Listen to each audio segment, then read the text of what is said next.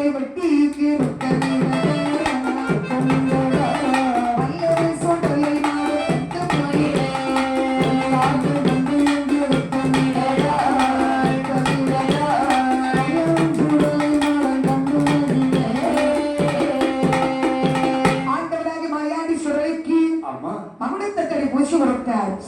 கணியார்மார்கள் பிறவித்ததே மாயாண்டிக்கிறாரு.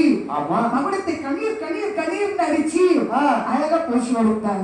பூசி எப்படி இருக்கிறது? எப்படி 21 வாழை மாலை இலை பீடை எப்படி இருக்கிறது?